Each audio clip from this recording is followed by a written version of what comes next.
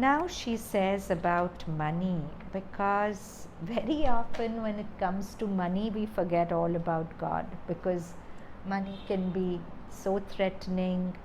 What if I don't have enough? What if I get swindled?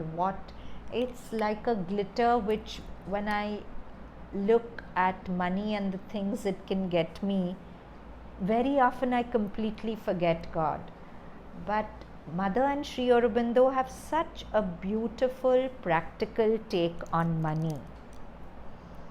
So Sri Aurobindo, I think this is Mother. So the first thing to do when one has money is to give it. But it is said that it should not be given without discernment. Don't go and give it like those who practice philanthropy, that fills them with a sense of their own goodness, their generosity, and their own importance. So this giving also has to be with discernment. I'm actually thinking of someone who was given a lot of wealth and very good-hearted person, and just what took over her, she gave it all away to somebody who may not handle it with the best possible attitude. So that is giving away Lakshmi to hands which can't handle it, and that's wrong. That's very concretely wrong. So when you give with discernment. Wealth is a force. Wealth is an aspect of the mother's Shakti, and that Shakti should always be held in the right hands. It should never be given away to hands which will get possessive about it, which will get greedy, which will not let her flow. That's not the right thing to do, but we must give. We mustn't get possessive and greedy about it either, because I've observed that when wealth comes, the first thing, it makes us greedy for more. It makes us possessive about wealth. When we don't have much wealth, we are not bothered about the markets. But the moment wealth comes, it becomes an obsession, and sometimes the more wealth we have, the less chutta our hand becomes. We want to hold it. We don't want to give it freely. But Mother says that if you don't give, it won't come. Wealth is like water. When it flows, you receive, and you give, more water flows. But give with discernment. Remember, you're giving an aspect of Mother's Shakti. It should not be squandered. So don't give randomly. Sit with it. Ask Mother. See, all of us have a connection with Mother, or we can't be here.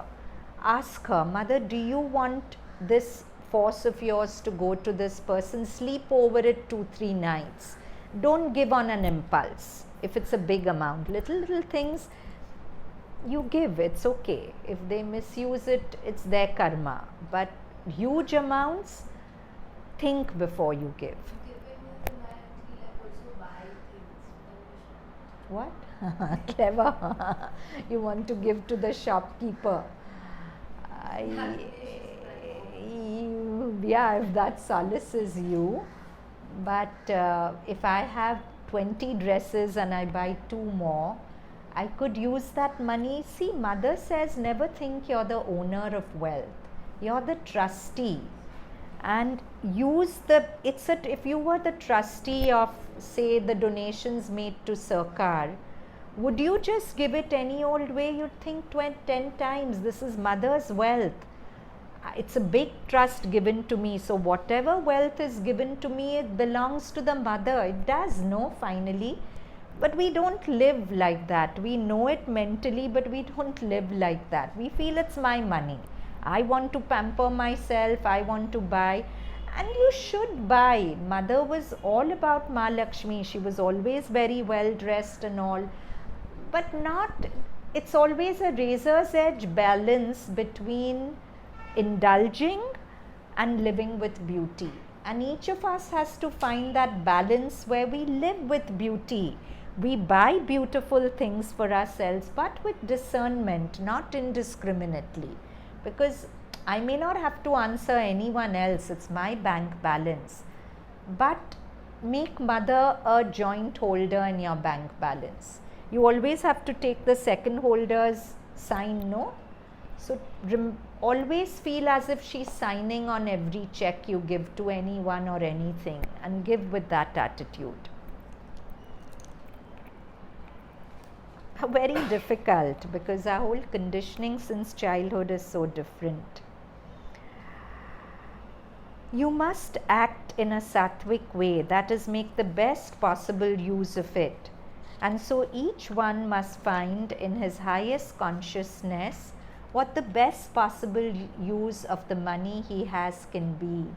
And truly, money has no value unless it circulates. You know, I know so many people who lived with total poverty consciousness. They wouldn't spend.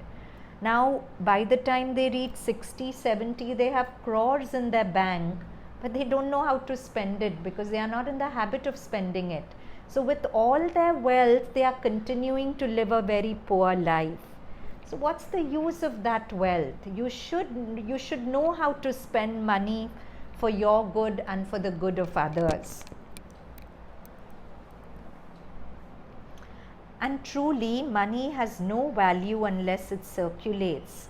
For each and every one, money is valuable only when it has been spent. Mother somewhere says it, that till you spend money, you don't own it. Think about it, what a practical thing to say. Your bank owns it. You don't feel you have the capacity to spend it. So you don't own money till you spend it, but not indiscriminately. The conflict about money is what might be called a conflict of ownership. But the truth is that money belongs to no one. The idea of possessing money has warped everything. Money should not be a possession like power. It is a means of action that is given to you. Money is a means of action, of freedom, of doing things you want. It's not just something that has to accumulate in the bank. Money should not be a possession like power. It is a means of action which is given to you. But you must use it according to what we can call the will of the giver. That is in an impersonal and enlightened way.